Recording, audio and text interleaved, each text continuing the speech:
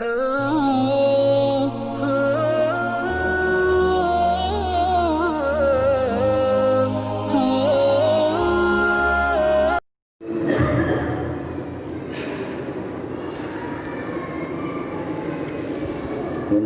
بالله من شرور أنفسنا ومن سيئات أعمالنا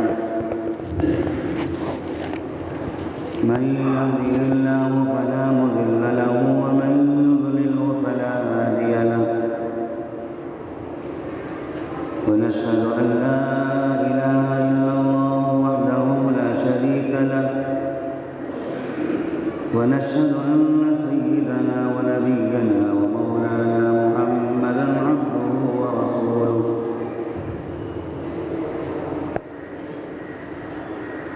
أما بعد فأعوذ بالله من الشيطان الرجيم بسم الله الرحمن الرحيم وأن الساعة آتية لا ريب فيها وأن الله يبعث من في القبور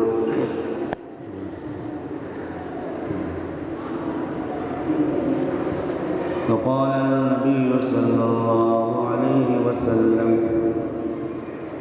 بعثت والساعة كهاتين أو كما قال عليه الصلاة والسلام صدق الله مولانا العظيم وصدق رسوله النبي الكريم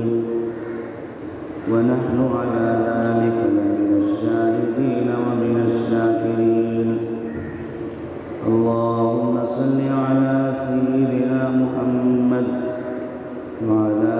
آل سيدنا محمد وبارك وسلم اللهم صل على سيدنا محمد وعلى آل سيدنا محمد وبارك وسلم اللهم صل على سيدنا محمد وعلى آل سيدنا محمد وبارك وسلم ہر قسم کی تعریف ہر قسم کی بڑائی اور کبریائی اس پاک ذات کے لیے ہے جس پاک ذات کی بڑائی ساتوں آسمانوں اور ساتوں زمینوں میں ہوتی ہے وَلَهُ الْكِبْرِيَاءُ فِي السَّمَاوَاتِ وَالْأَرْضِ آسمانوں اور زمینوں میں بڑائی اسی پاک پروردگار کے لیے ہوتی ہے اللہ کی عظیم الشان ذات اقدس کے بعد سب سے عظیم الشان ہستی سب سے عظیم المرتبت والی ہستی میرے اور آپ کے آقا فخر بنی آدم حضرت محمد مصطفیٰ صلی اللہ علیہ وسلم کی ذات عالی ہے اللہ تعالیٰ آپ پر کروڑوں مرتبہ رحمت نازل فرمائے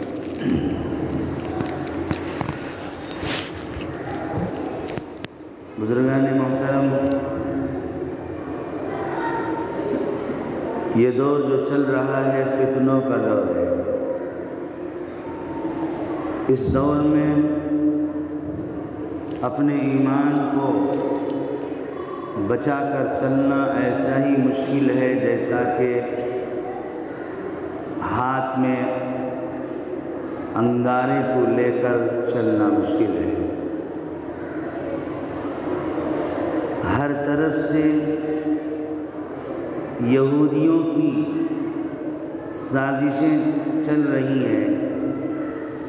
اور بعض مسلمانوں میں جو منافق ہیں ان کا ساتھ دے رہے ہیں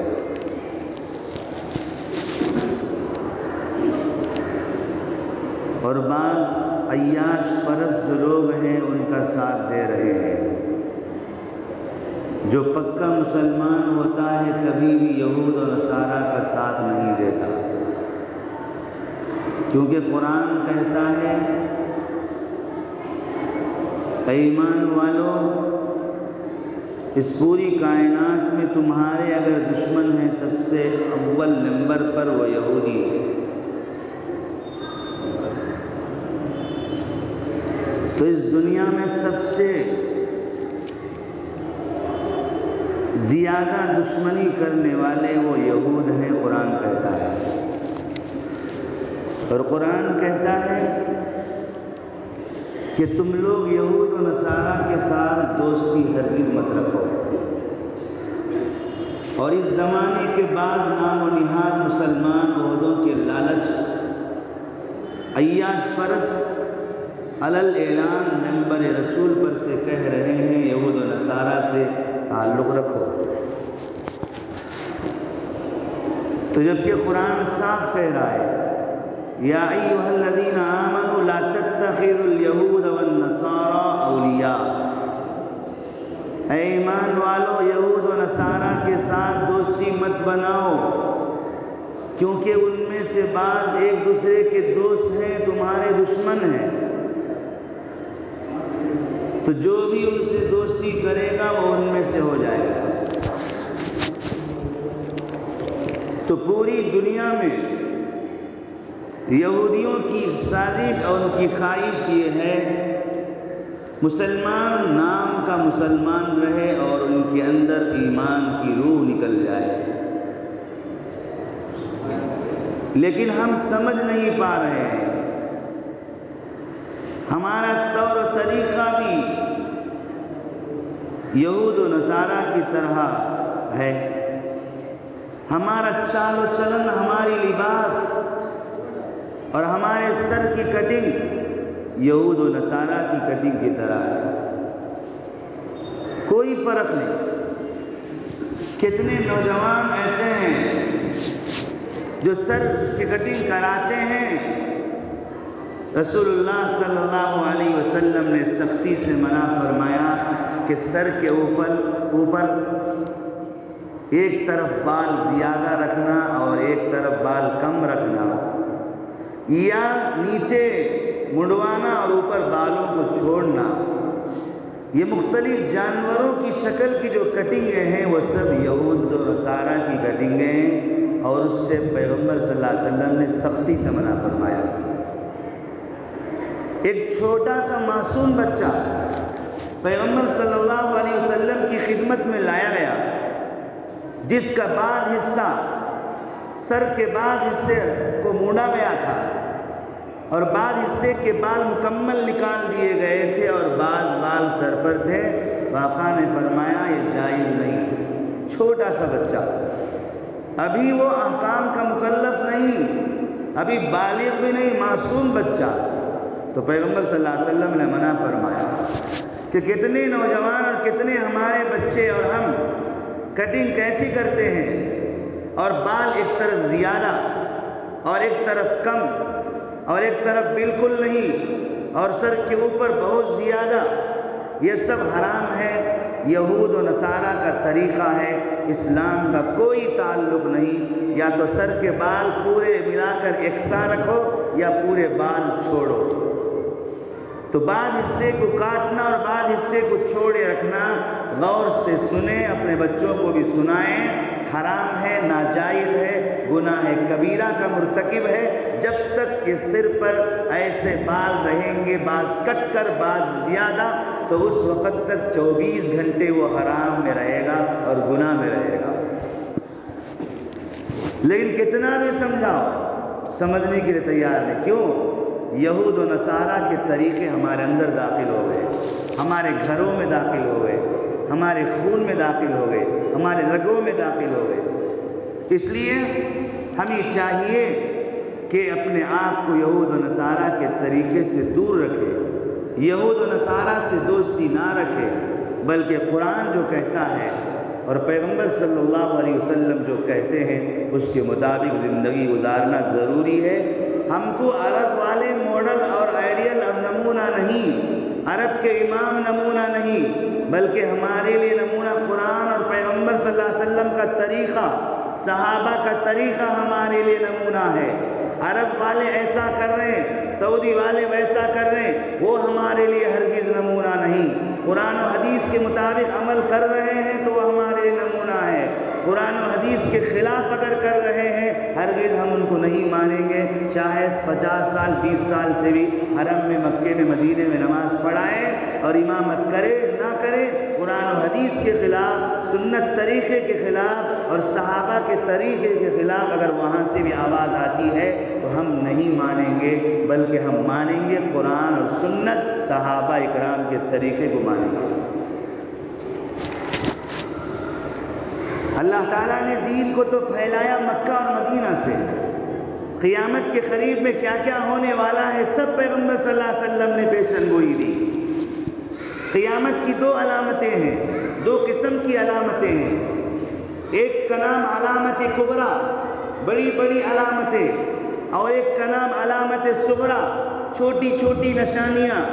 بعض چھوٹی چھوٹی نشانیاں میں 2 قسم کے ہیں، بعض نشانیاں آ چکی ہیں، ظاہر ہو چکی ہیں، لوگوں کو معلوم ہو یا نہ معلوم ہو، بعض کو معلوم ہے بعض کو معلوم نہیں۔ جب بڑی بڑی علامتیں ظاہر ہوں گی تو پھر اس کے بعد قیامت برپا ہوگا اور کوئی دنیا، اللہ تعالیٰ دنیا کو باقی نہیں رکھے گا۔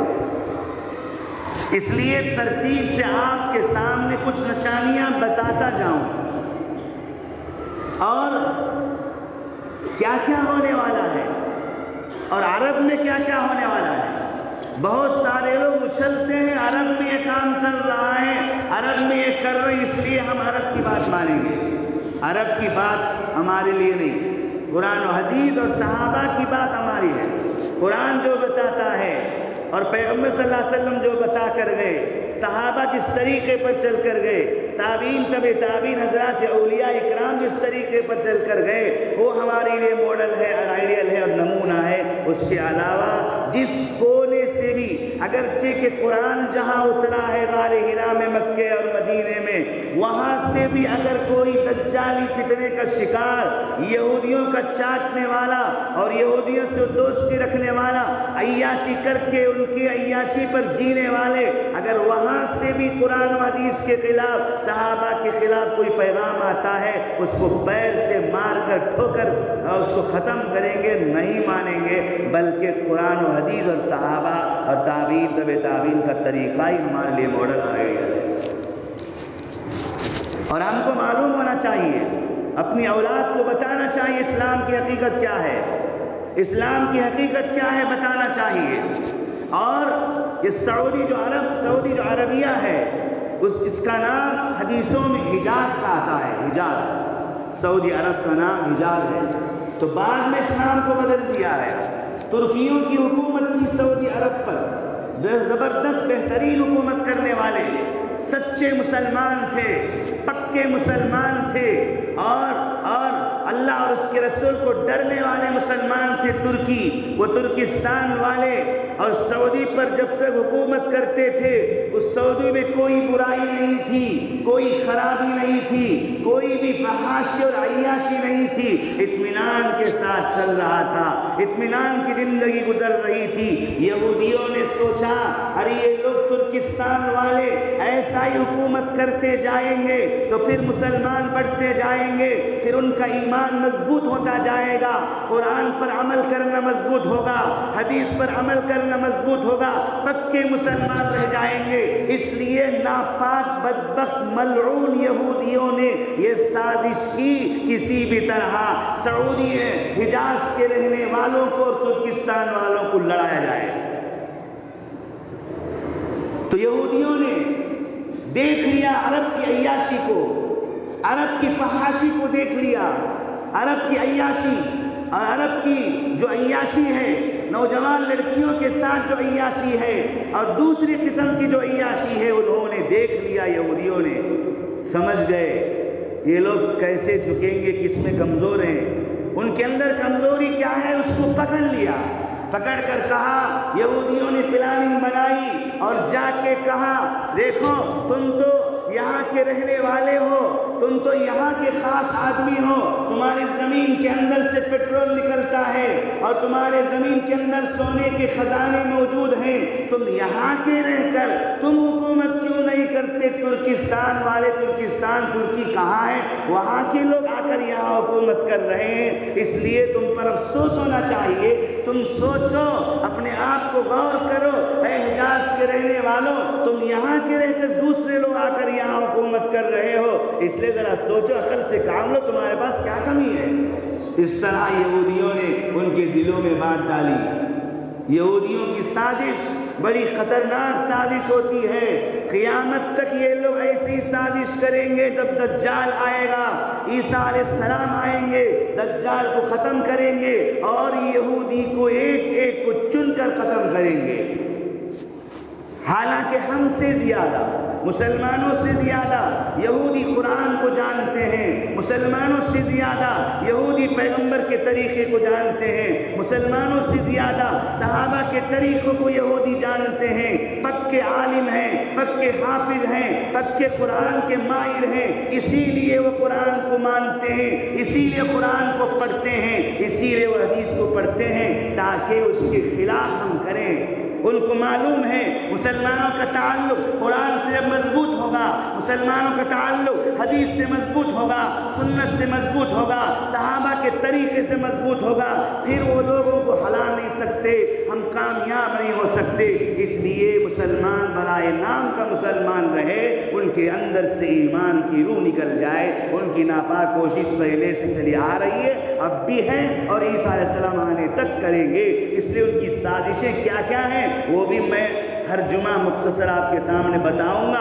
کیا کیا ہونے والا ہے، پیغمبر نے کیا کیا خبر دی، جب دنیا ریزہ ریزہ ہو جائے گی اس سے پہلے کیا کیا حالات پیش آنے والے ہیں، اور ہماری زندگی کیسی تباہ ہوگی، اور ہم مسلمان کیسے گمراہ ہوں گے اور کیسے بچیں گے، وہ آپ کے سامنے عرض کرتا ہوں۔ ضروری ہے اس زمانے میں یہودیوں کی سازش، ان کے پردے کو فاش کرنا، بتانا ضروری ہے، ورنہ ہم مسلمان نوجوان سب ان کی سازش میں، ان کے سازش کے شکار ہو جائیں گے، تو پھر ایمان ہمارا کھوکھلا ہو جائے گا، پوری زندگی دنیا کی اور آخرت کی برباد ہو جائے گی۔ تو ترکستان والوں نے ترکی زبردست حکومت کی، مدینہ منورہ میں گنبد خضرا پر ہری جالی قرآن کی آیتیں وہ سب انہوں نے لکھا، جیسا تھا ویسا، جیسا کرنا تھا ویسا کر لے آ رہے تھے۔ تو یہودیوں نے ان کو ورگلایا، تمہیں افسوس ہونا چاہیے، تم یہاں کے ہو کر اتنا خزانہ تمہارے پاس ہے، ترکستان والے آ کر حکومت کر رہے۔ تو وہاں سے ان کی غیرت جاگی اور ان کو حیا آئی، صحیح بات بول رہے ہیں، یہ نہیں سوچا کہ ہم کو لڑانے کے لیے کر رہے ہیں، اور یہ نہیں سوچا کہ ہم کو ٹکڑے ٹکڑے کرنے کے لیے کر رہے ہیں، یہ نہیں سوچا، اور یہ سوچے صحیح باتیں بول رہے ہیں، ہم یہاں کے ہیں، ہمارے پاس زمینوں میں خزانہ سونا ہے اور پیٹرول ہے، یہ سب رکھ کر دوسرے کہیں سے آ کر یہاں کیسے حکومت کریں گے؟ چنانچہ لڑائی شروع ہو گئی۔ ترکستان ترکیوں سے اور حجاز سعود، آل سعود، سعود نامی ایک شخص تھا، ان کے درمیان لڑائی شروع ہو گئی، اور ایسی لڑائی اللہ کی کیا مصلحت تھی پتہ نہیں کہ ترکستان والے ہار گئے اور حجاز کے وہ آل سعود والے اور ان کی اولاد جیت گئی۔ تو ترکستان والے ہار گئے اور وہاں سے چلے گئے اپنے وطن کو۔ اس کے بعد سعود نے یہ وہاں سے حکومت کرنا شروع کیا، اس کے بعد سے اس کا نام سعودی عربیہ پڑ گیا، سعودی عربیہ، ورنہ اصل نام تو حجاز ہے، مکہ اور مدینہ عرب کا نام حجاز ہے۔ اس حجاز کے نام کو بدل کر سعودی، آل سعود اور سعود کی طرف منسوب کرتے ہوئے سعودیہ عربیہ کا نام پڑ گیا۔ یہودی اس میں کامیاب ہو گئے اور اپنی لڑکیوں کو اور اپنی بیٹیوں کو اور وہاں کی عورتوں کو جتنے چاہیں، جو چاہتے ان کو بھیجتے تھے، اور یہودیوں کی بیٹیاں اور یہودیوں عورتیں عرب کے اندر، حجاز کے اندر جمنے لگی، یہاں تک کہ وہ لوگ ان سے عیاشی کرتے رہے، ان سے اولاد بڑھتی گئی۔ مسلمانوں کی اولاد، صحابہ کی اولاد تو ہے، اس سے انکار نہیں، لیکن اکثر یہودیوں کی نسل آباد ہے مکہ اور مدینہ اطراف میں بھی، پتہ نہیں۔ اسی لیے جب مسلمان ہوتا اسلام کے رائی کے دانے کے برابر بھی اسلام کی چنگاری، ایمان کی چنگاری جسم میں ہوتی، دل میں ہوتی، تو عرب کے اندر سنیما ہالوں کی اجازت کیوں دیا جاتا ہے؟ عرب کے اندر فحاشی کی اجازت کیوں دی جاتی؟ عرب کے اندر جوا کھیلنے کی اجازت کیوں دی جاتی؟ آپ سمجھیں، صحیح مسلمان نسل کا مسلمان، پکا مسلمان اگر ہوتا ایسا کام ہرگز نہیں کرتا جو قرآن کے خلاف ہے۔ سنیما ہال تھیٹر قرآن کے خلاف ہے، جوے کے اڈے کھولنا یہ قرآن کے خلاف ہے۔ قرآن نے صاف کہا جوا حرام ہے، شراب حرام ہے، اور انہوں نے جوے کے اڈے کھولے۔ موجودہ حکومت کا جو بادشاہ ہے ابن سلمان، جب یہ آیا اور امریکہ کے لوگوں نے، یہودیوں ہی نے باپ کو دبا کر بیٹے کو عہدے پر لانے کی کوشش اسی لیے کی کیونکہ ان کے رگوں میں یہودیوں کا خون دوڑ رہا ہے۔ اسی لیے تو جب وہ آیا عرب کے اندر اسلام کے خلاف قانون جاری کر رہا ہے، تھیٹریں کھل گئی اور عورتوں کو لائسنس مل گئی، وہ کاریں چلا سکتی ہے اور سنیما میں جا سکتی ہے، سنیما نکال سکتی ہے اور کاریں چلا سکتی ہے، جوا کھیل سکتے ہیں، جوے کے اڈے پر جا کر پھر ایسا ایئرپورٹ یا ایسا ملک تیار کر رہا ہے جہاں ہر قسم کا ناجائز کام جائز ہے، کوئی پولیس نہیں آئے گی، کوئی نہیں آئے گا، جو چاہے وہ کر لو۔ یہ سب کہاں ہو رہا ہے؟ سعودی عربیہ کے اندر، جو حجاز ہے۔ اسلام کی چنگاری، ایمان کی تھوڑی سی بھی چنگاری اگر دل میں ہوتی تو ہمارا ایمان گوارا نہیں کرتا۔ جہاں قرآن اترا ہے، جہاں صحابہ نے محنت کی، جہاں جبریل امین آئے، جہاں قرآن کو لے کر آئے، جہاں آقا تشریف فرما تھے، اتنی محنتوں سے دین کو پھیلایا، مکے اور مدینے میں محنتیں کی، قرآن پھیلا، دین پھیلا، وہیں سے ایسی جگہ بربادی آ رہی ہے، ایسی جگہ عیاشی کے اڈے بنائے جا رہے ہیں، اور یہودیوں سے اتنا تعلق، اگر اس کے خلاف میں اگر کوئی وہاں کا عالم کہتا ہے اس کو جیل کے اندر ڈال دیا جاتا ہے اور موت تک اسے باہر نہیں نکالا جاتا۔ اس لیے ایسا ظلم ہو رہا ہے، نام کے مسلمان ہو کر کام شیاطین کے کرتے ہیں۔ آپ سوچو اگر عرب والے ایسے کام کر رہے ہیں، کیا وہ ہمارے لیے نمونہ بن سکتے ہیں؟ کیا ہمارے لیے آئیڈیل بن سکتے ہیں؟ ہرگز نہیں۔ میں نے کہا تھا منبر رسول پر کھڑے ہو کر مسجد حرام کے اندر، مسجد کے اندر 50 سال سے بھی نماز پڑھاتا کیوں نہ ہو، مدینے کے اندر مسجد نبوی میں 50 سال سے نماز پڑھاتا کیوں نہ ہو، اگر وہاں سے قرآن کے خلاف کوئی حکم آتا ہے، اگر وہاں سے حدیث کے خلاف کوئی حکم جاری ہوتا ہے، اگر وہاں سے صحابہ کو گالیاں دی جاتی ہے یا صحابہ کے طریقے کے خلاف ہوتا ہے تو ہم ہرگز سے نہیں مانیں گے۔ ہمارے لیے وہ ہرگز نمونہ نہیں بلکہ ہمارے لیے قرآن و سنت اور صحابہ کا طریقہ نمونہ ہے۔ اور کتنے سالوں سے امامت کی، اخبار میں آیا، آپ نے پڑھا ہوگا، معلوم نہیں، یہودیوں کی تائید میں مسجد حرام میں رہ کر ممبر پر کھڑے ہو کر، مسجد حرام میں ممبر پر کھڑے ہو کر تائید کر رہا ہے یہودیوں سے دوستی کی، جبکہ قرآن کہتا ہے لا تتخذوا اليهود والنصارى اولیاء، یہود و نصارہ سے دوستی مت کرو۔ ادھر عرب کا آدمی کہتا ہے یہود و نصارہ سے تعلق قائم کرو، یہود و نصارہ سے دوستی کرو، حرام ہے۔ قرآن مجید نے صاف کہہ دیا ان سے دوستی ہرگز نہیں کرنا چاہیے، ان سے دوستی کرو گے تو تم بھی ان میں سے ہو جاؤ گے اور برباد ہو جاؤ گے۔ اس لیے میں اس جمعہ آپ کو کچھ باتیں بتائی ہیں آپ کے سامنے، اس لیے آپ یہاں کے جو بڑے بڑے علماء ہیں جو قرآن و حدیث کے مطابق چلتے ہیں، سنت کے مطابق چلتے ہیں، ان سے مسائل معلوم کرو۔ نیٹ میں مار کر مسائل کو دیکھ کر گمراہ مت ہو جاؤ۔ نیٹ تمہارا عالم نہیں، نیٹ تمہارا مولوی نہیں، نیٹ تمہاری کتاب نہیں۔ انٹرنیٹ بھی یہودیوں کا ایک بہت بڑا فتنہ ہے، کیونکہ بہت سارے مسائل جھوٹے غلط مسائل اس میں گڑے گئے ہیں، بہت سارے صحابہ کی شان کے خلاف میں انٹرنیٹوں میں اور ایسا گھسایا گیا، عام آدمی نہیں جانتا۔ جو بھی مسائل ہیں علماء سے رابطہ کرو، نیٹ میں مارو تو فوراً آ جائے گا، اس پر عمل کرو گے، شاید ہو سکتا ہے صحیح ہو یا نہ ہو، غلط ہو یا صحیح ہو تم پہچان نہیں سکتے، کیونکہ 8 سال 9 سال مدرسوں میں جو پڑھ کر جو کتابیں پڑھی ہوتی ہیں پتہ چلتا ہے یہ کتابوں کے اندر جو بات ہے وہ ایسا ہی نیٹ کے اندر یا غلط ہے۔ اس لیے بہت ساری چیزوں کو انٹرنیٹ کے اندر ٹھوس دیا دین کے نام پر۔ نام ہونا ہے تو نیٹ میں مارو، اور کیسے کیسے نام رکھتے ہیں، نیٹ میں مارتے کئی نام آ جاتے ہیں، نہ ان کا معنی سیدھا ہوتا ہے، نہ ان کا معنی صحیح رہتا ہے، غلط سلط معنی رہتا ہے۔ وہ نام رکھتے فخر کرتے ہیں ہم نے خود اپنے نام کو ڈھونڈ لیا اور بچے کا نام رکھ دیا، اس کا معنی بھی غلط لکھا ہوا ہوتا ہے، اس کے اثرات بھی بچے کے اندر منتقل ہوتے ہیں اور وہ بھی یہودیوں کی طرح بن جاتا ہے۔ اس لیے اپنے آپ کو یہودیوں سے باز رکھو، اگر نہیں رکھو گے تو پھر خدا کا قہر برسے گا۔ ارے ہم تو نماز میں پڑھتے ہیں روزانہ، اے اللہ ہم کو یہودیوں کے راستے سے بچا، غیر المغضوب علیہم، جن پر تیرا غضب اترا ہے، یعنی یہودیوں پر اللہ نے غضب اتارا، وہ نصارہ کو گمراہ کر دیا، ان کے راستوں سے ہم پناہ مانگ رہے ہیں نماز کے اندر، باہر جا کر انہی کے راستے پہ چل رہے ہیں، باہر جا کر انہی کے لباس پہن رہے ہیں، باہر جا کر انہی کی کٹنگ کرا رہے ہیں۔ میں نے بار بار بتایا، اب بھی بتا رہا ہوں، یہ کٹنگ بال ایک طرف کم رکھنا، ایک طرف زیادہ رکھنا، اور بالوں